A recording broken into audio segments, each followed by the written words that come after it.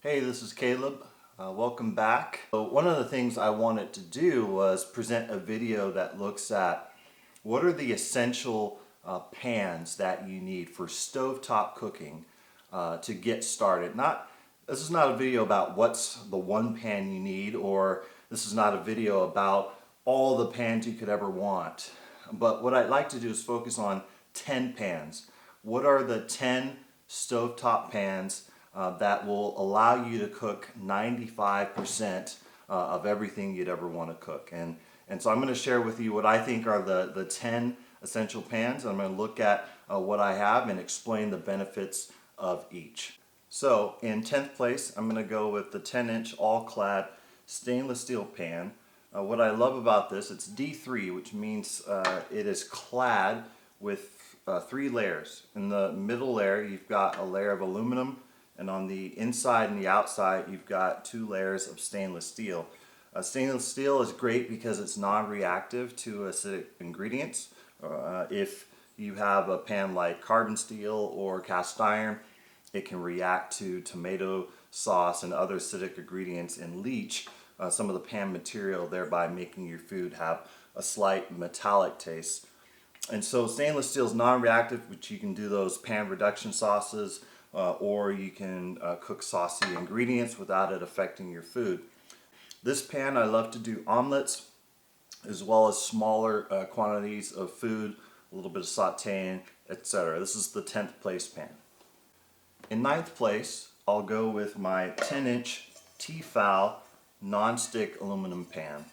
I use this pan for basically one reason only, and that's for making scrambled eggs. I know you can do scrambled eggs in other pan materials, but trust me, non-stick will make for the easiest cleanup, especially if you're doing larger quantities of scrambled eggs. So for my scrambled eggs, I tend to go with this. Plus, it's not just me anymore. My wife is also involved, and she sometimes is stuck with cleaning the pans, and this is much easier for her. In 8th place, I'm going to go with the 12-inch cast iron pan. This one happens to be made by Lodge. What I do love, because it is so heavy, it holds in a lot of heat. So if you're doing something like searing a steak and you drop a piece of cold steak to the pan, because it holds so much heat, it's not going to lose heat as fast as, say, even a clad pan. And so it's going to have a tendency to produce more quickly a nice crust.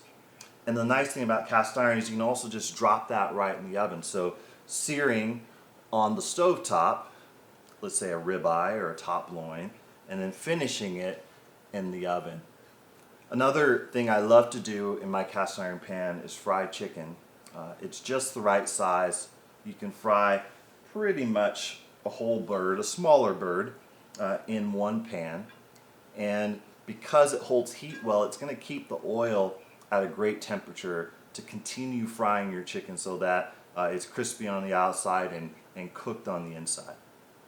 In 7th place, I'm going to go with my Le Creuset Dutch oven, which is made of cast iron, porcelain enameled.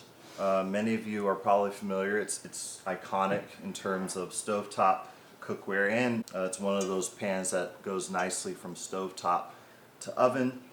What I love about Le Creuset over even a Lodge Dutch oven is the thinness of the walls. Their process for making these is really just impeccable, and it looks great, and it's a piece that you're going to have for many years.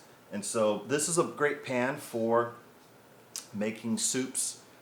Think of a nice hearty meal that you're going to be cooking for maybe a couple of hours or 3 hours or 4 hours, making pot roasts, braises, things of that nature that are going to sit on the stovetop for an extended period of time and just simmer and get good and fill the house with a wonderful aroma.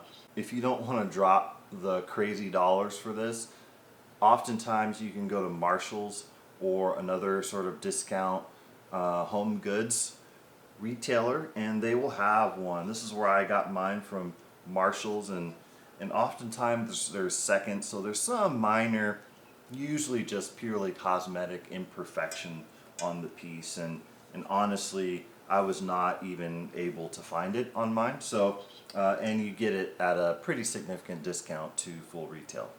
In sixth place, I'll go with the 12-inch All-Clad D3 fry pan, which is basically the same thing as the 10-inch fry pan. So the same benefits. It's a clad style cookware. Get the benefits of the aluminum and the conductivity, along with the non-reactivity of the stainless steel. I think they look great. They're super durable.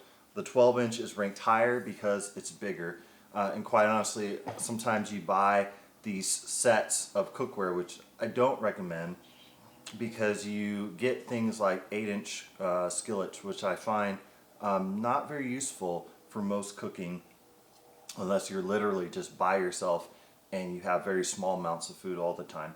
12-inch pan gives you a lot more room to work with, especially if you're cooking for 2 and 3 and 4 people, 5 people. A 12-inch pan is going to better accommodate you. So that's number 6. In fifth place, I'm going to go with the carbon steel wok, and this one I think is a 14-inch carbon steel wok. Carbon steel, it's the first time I've brought up a piece that's made of carbon steel. I love the material. It is similar to cast iron in that it is reactive to acidic ingredients, but it does take on a seasoning, which means you get stick resistant properties after you've built up the layers of seasoning on it. But you can make it thinner, which makes it a pretty light overall for its size. It's just fantastic for stir frying. So if you're into stir frying, I think a carbon steel wok is an essential because you're able to heat it up quickly and also cool it down quickly so you don't overcook the ingredients. And you get all this space to work with, so you can really just stir fry it up pretty well.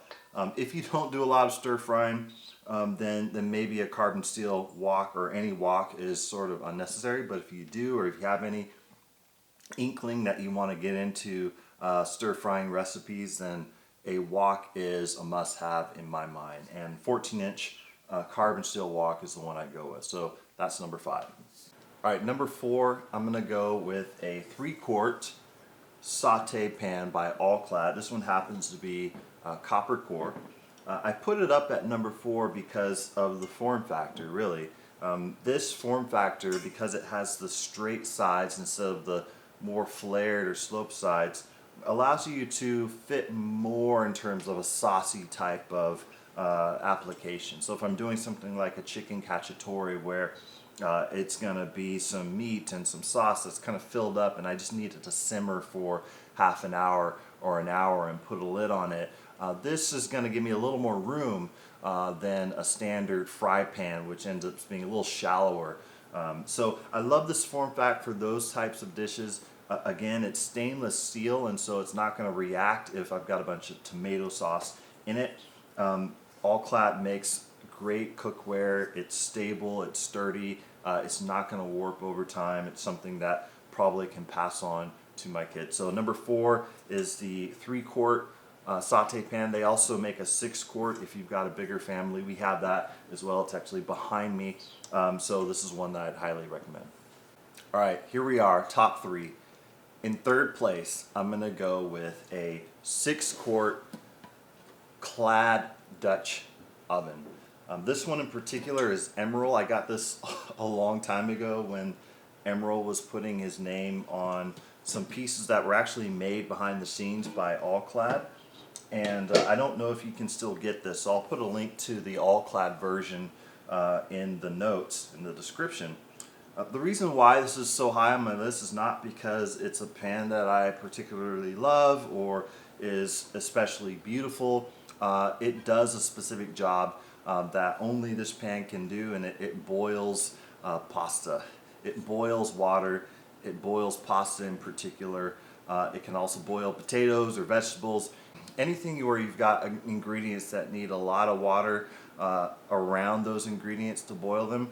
A Dutch oven, in particular stainless steel, is important. It can also do soups and stocks and whatnot. If you're doing a lot of stock, I'd recommend something bigger, say a 12-quart stock pot, which might be a little bit narrower. But this, for your basic, family of 4, family of 5, you're going to be able to do all the pasta you need in something that's 6 quarts, potentially 8 quarts. So that's number 3. Number 2, I'm going to go with a 2-quart saucepan. And really the brand is not so much important. This one happens to be a Cuisinart, which is also a Clad style pan. You need a saucepan for a lot of reasons. Let's say you're making a rice pilaf. Let's say you're warming up some beans. Anything where you just need to either warm up a little bit of something or cook a little side dish real quick, any type of rice pilaf, or even a small batch of risotto. A saucepan is really indispensable. Melting butter, melting chocolate. There are a number of reasons where you need a pan with this kind of form factor. You don't need a big, huge 6 or 8 quart stock pot. You just need something smaller to whip it up, oatmeal, cream of wheat, etc. There are so many uses for a saucepan. That's why it's second on my list, behind only one pan. So number 2, a 2-quart, which I think is a great sort of in-between size saucepan. This one's by Cuisinart. There's all sorts of good brands. This one was cheap enough and I liked it. Alright, and so the number 1 pan that I would recommend, I would start with, and I'm going to go with the 12-inch carbon steel fry pan. This one happens to be Deboyer, which is a French-made pan. The reason why it's number 1, I can do so much with this pan. It is probably the most flexible pan that I own, because carbon steel has a lot of similar properties to cast iron in terms of its ability to retain heat. Only it has advantages in that it is not quite as heavy, it is more maneuverable. And so not only can I sear steaks and do the whole sear on the stovetop finish in the oven method, but it is also easier to do sautés with vegetables. And the thing I really like about carbon steel in particular is I can get really hot. Whereas I probably wouldn't want to do that with my Clad cookware. Clad cookware, if you cook it at high all the time for extended periods of time, it can have a tendency to warp, and it can have a tendency to try to stick on ingredients. But the nice thing about carbon steel is I can turn it up high and I can get that nice caramelization on meat, on vegetables, and it won't stick to the surface. And so just the sheer versatility of this pan is why I rank it number 1 on my list. So there you have it, the top 10 pans on the stovetop that I would recommend to do probably 95% of the cooking you would ever want to do. And I hope that's helpful if you're thinking about Christmas coming up and expanding your collection, or even just getting started, that this gives you some kind of idea of here's the key pans that I would need to get my cooking game in order. Well, there you have it. I appreciate your time and look forward to the next video. Peace.